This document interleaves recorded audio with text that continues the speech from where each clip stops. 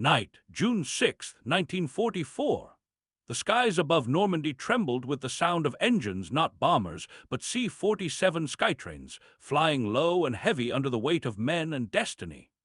Inside those planes sat the paratroopers of the 101st Airborne Division, the screaming eagles, their faces blackened with charcoal, hearts hammering beneath parachute harnesses.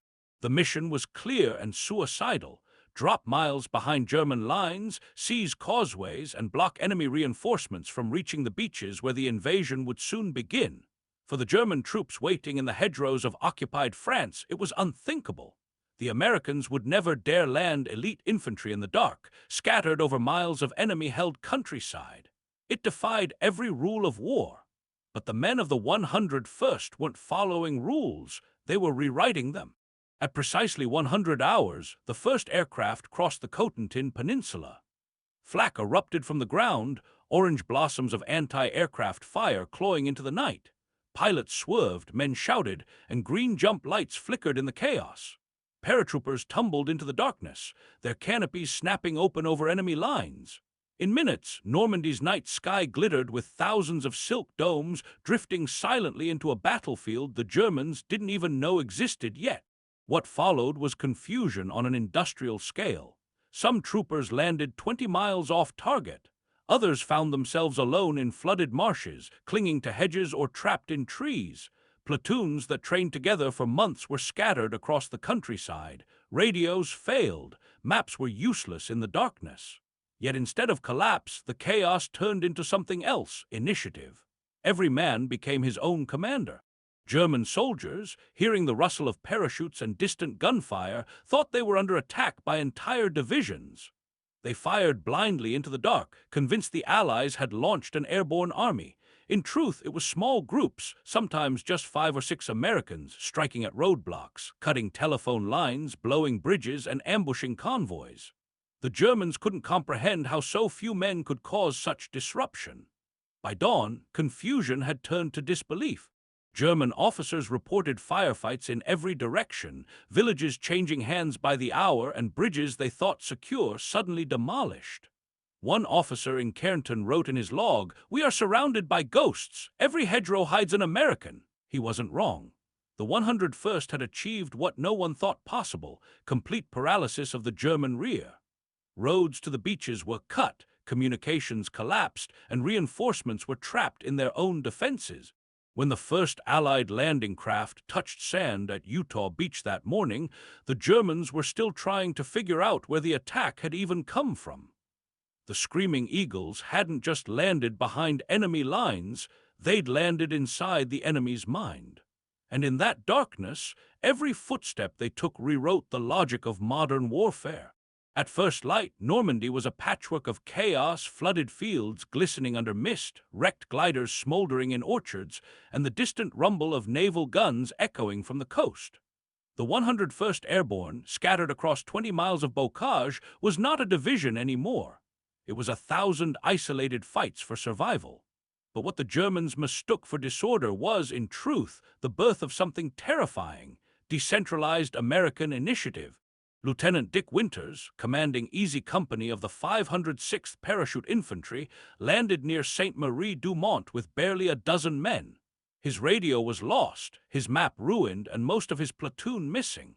Yet when he spotted a cluster of farmhouses near Brecourt Manor, he saw something far more dangerous: 4 German 105 guns firing directly onto Utah Beach. No one had ordered him to attack. No one could. The chain of command had dissolved somewhere over the channel, but Winters made his decision in seconds. At dawn, under low fog, he and 12 paratroopers assaulted the battery. Moving through hedgerows and ditches, they flanked the position with textbook precision, using grenades and M1 Garands against entrenched artillery crews. In 15 minutes, they silenced all 4 guns. The attack destroyed a key threat to the beachhead and became one of the most studied small unit engagements in military history. It was initiative made doctrine, the American soldier acting not from orders, but from instinct. All across the Carentan Peninsula, similar stories unfolded. Sergeant Carwood Lipton's squad captured a crossroads by ambushing a German convoy with stolen Panzerfausts. In another village, Private John Steele's parachute caught on the church steeple of St. Mary-Église. He hung helplessly above the square, watching as German troops fired below, feigning death until the town fell to Allied hands. Each story, absurd and heroic, added to the legend that was already forming around the Screaming Eagles. German command posts were in disarray. Reports arrived from every direction, attacks by paratroopers where no maps showed enemy presence. Convoys were ambushed, bridges gone, supply lines severed. To the Germans, it seemed as though an entire army had fallen from the sky. Colonel Friedrich von der Heydt of the 6th Fallschirmjäger, himself a veteran paratrooper, wrote later, "It was as if the Americans had studied chaos and made it their weapon." By midday, small groups began to converge, squads merging into platoons, platoons into companies. The 101st was reforming through instinct, gravitating toward the sound of their own fight. Commanders appeared where none existed hours before. Ammunition was scavenged from fallen comrades and abandoned German trucks. Machine guns set up on hedgerows began to define new front lines. The fog of war that had blinded them now shielded them from counterattack. By nightfall, Sainte-Marie-du-Mont was in American hands. The Germans, stunned by the speed of recovery, fell back toward Carentan, believing reinforcements were already landing behind them. What they didn't yet understand was that the 101st Airborne had turned their greatest mistake, a scattered drop, into a masterstroke of unconventional warfare. By June 10th, the scattered drops and violent skirmishes had coalesced into a single, deliberate purpose: seize Carentan. The small Norman town stood at the junction between Utah and Omaha beaches, its capture vital for uniting the American front. Without it, the landings would remain isolated pockets of resistance, vulnerable to counterattack. The men of the 101st Airborne understood this instinctively. If they failed, the entire western flank could collapse. The approach to Carentan was a nightmare of terrain. The Douve River Valley had been flooded by the Germans, turning fields into knee-deep marshes. Causeways were narrow, exposed, and covered by machine guns from the hedgerows ahead. To move across meant walking into the jaws of a prepared defense, but retreat was not an option. At dawn on June 12th, the paratroopers advanced through mist and gunfire. Mortars fell in rhythmic intervals, bursting in fountains of mud and water. Men slipped, sank, crawled forward, their rifles slick with grime. Lieutenant Colonel Robert Cole, leading the 3rd Battalion of the 502nd, called for smoke, then shouted the order no one wanted to hear: "Fix bayonets!" In an era of mechanized warfare, it was a command from another century, but it worked. Screaming through smoke and mud, Cole's men stormed the German trenches in one of the few bayonet charges of the entire war. Carentan's outer defenses broke under the shock. The Germans fell back into the town, fighting from windows and alleys. The 101st pressed forward, house to house, grenades flashing in doorways, rifles thundering down narrow streets. Every corner was contested. German Fallschirmjäger of the 6th Regiment, elite paratroopers themselves, defended Carentan with fanatic skill. Both sides fought like mirrors of one another. Young men trained to drop from the sky, now trading bullets in a town that neither could afford to lose. By nightfall, Carentan was a smoking ruin. Cole's exhausted battalion dug in on the town's outskirts, expecting relief at dawn. Instead, they met the fury of a counterattack. Before sunrise on June 13th, the 17th SS Panzergrenadier Division, Götz von Berlichingen, struck from the south, tanks, half-tracks, and waves of infantry pouring into the fields. The 101st, low on ammunition and with no armor of their own, faced annihilation. Machine guns rattled until barrels burned red. Radio calls went unanswered. "Hold fast," Cole ordered. "We are the line." And they were. For 3 hours, the 101st clung to Carentan, fighting from ditches and barns, trading ground yard by yard. Just as the German assault began to break through, the thunder of tank engines rolled from the west, Shermans of the 2nd Armored Division charging into battle. The counterattack shattered. Carentan held. When the smoke cleared, the 101st had done what analysts said was impossible. They had captured and defended a strategic town miles behind enemy lines with minimal heavy support. The Germans withdrew, stunned not by American firepower, but by their refusal to collapse. In the days after Carentan, Normandy changed from invasion beachhead to living battlefield. The 101st Airborne, no longer just parachutists dropped into chaos, had become a cohesive force anchoring the western flank. Their uniforms were caked in mud, their ammunition belts half empty, but their presence carried a psychological weight far greater than their numbers. For the first time, German commanders faced an enemy who had appeared from nowhere, fought without pause, and refused to yield an inch of French soil once taken. The Germans counterattacked relentlessly. From June 14th to the 20th, mortar shells and artillery pounded the hedgerows around Carentan. Each field became a trap, each lane a kill zone. American patrols advanced cautiously, guided by farmers who whispered directions through shattered fences. Snipers hid in church towers. German mortars erupted from behind every hedgerow wall. The terrain itself was an enemy, thick, claustrophobic, perfectly suited for defense. But the 101st adapted. They learned the rhythm of the bocage, how to crawl under roots instead of running through openings, how to use grenades before turning corners, how to coordinate between squads with simple whistles when radios failed. These small lessons transformed them from airborne raiders into hardened ground infantry.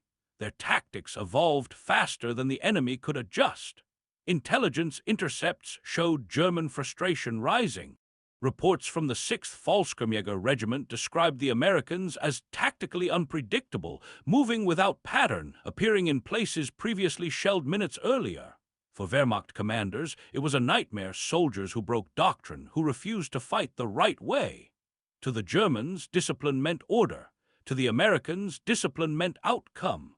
While the front stabilized, Allied command took note. General Omar Bradley called the 101st's performance proof that initiative outweighs numbers. Their ability to operate independently under fire impressed even British observers, accustomed to rigid hierarchy. The division became a case study in modern decentralized warfare.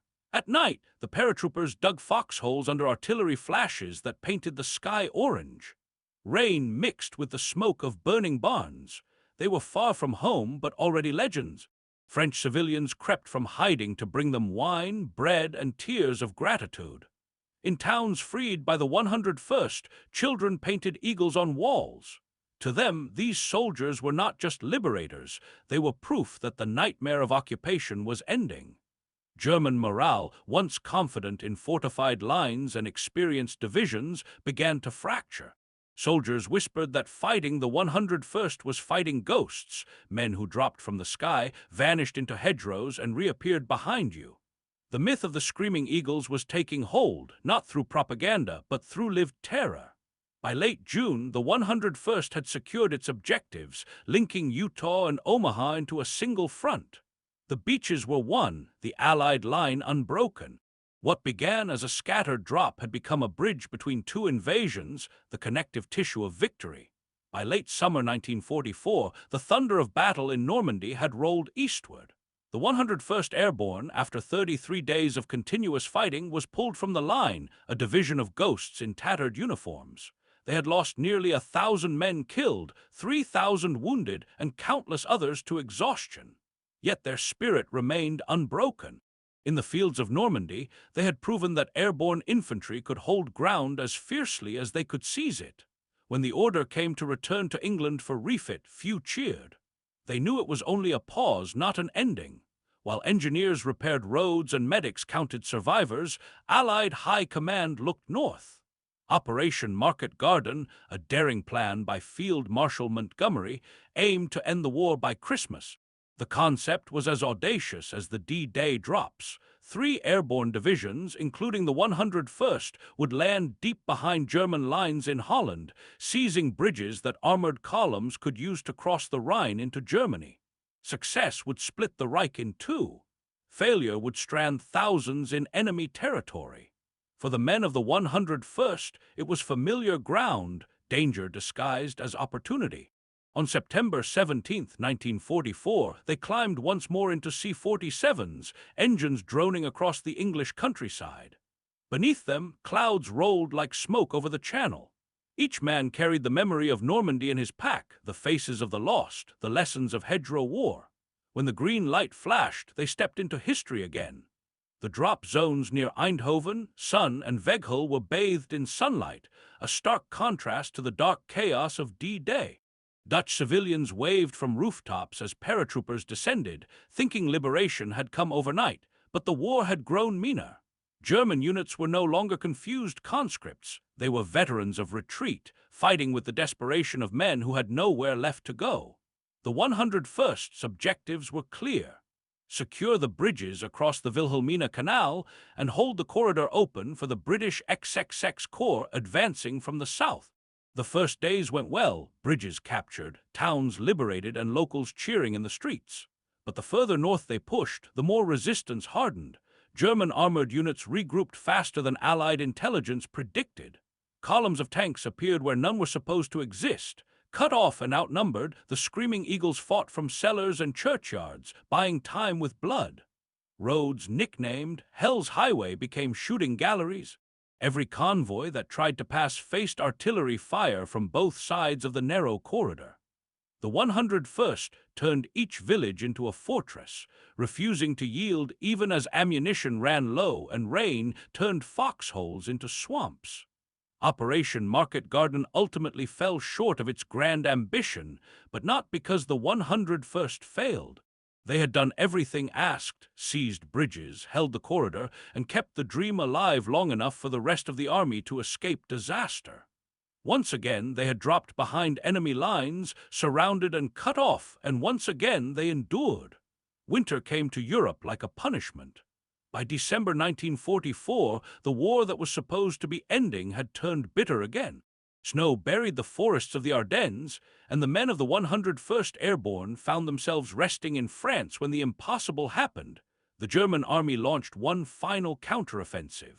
The Battle of the Bulge began with thunder in the distance and disbelief in Allied headquarters. The Wehrmacht had struck through the fog, punching a 50-mile gap into the American lines. The spearhead was aimed at the Belgian crossroads town of Bastogne. Bastogne was no ordinary target. 7 major roads met there, making it the key to the entire Ardennes sector. If it fell, German armor could roll unchecked to the Meuse River. With no time for preparation, the 101st was ordered to move immediately. Trucks roared through the night, headlights off, carrying paratroopers who had barely thawed from Holland's rain. Many had no winter coats, some no helmets, and ammunition was short. But when the trucks halted outside Bastogne, they stepped into the snow without hesitation. The Germans were already closing in tanks from the 2nd Panzer Division, infantry from the 26th Volksgrenadier, and artillery that turned the surrounding woods into splinters. By December 20th, the town was surrounded. Fog grounded Allied aircraft. Reinforcements couldn't reach them. 7,000 paratroopers now faced over 50,000 German troops and more than 100 tanks. The order from headquarters was simple: hold Bastogne. They did. For 7 days, the 101st dug in, turning cellars into bunkers and crossroads into killing zones.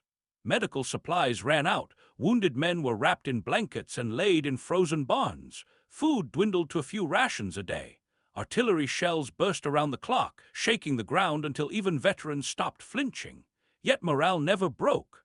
When a German officer demanded surrender, Brigadier General Anthony McAuliffe scribbled a one-word reply: nuts! It was defiance distilled into a single syllable, the spirit of the division itself. The siege dragged through Christmas. Snow fell thicker, temperatures dropped below freezing, and bodies froze where they fell. Still, the 101st held. Each foxhole became its own fortress, each squad a self-contained defense. The Germans attacked again and again, but were repelled by men who fought as if the world depended on a single town. And in a way, it did. On December 26, the rumble of engines echoed through the hills. Patton's Third Army broke through the encirclement. American tanks rolled into Bastogne to find paratroopers too tired to cheer, too cold to stand, but alive. Against all odds, the 101st had held. In the months that followed, they would fight across the Rhine and into Germany itself.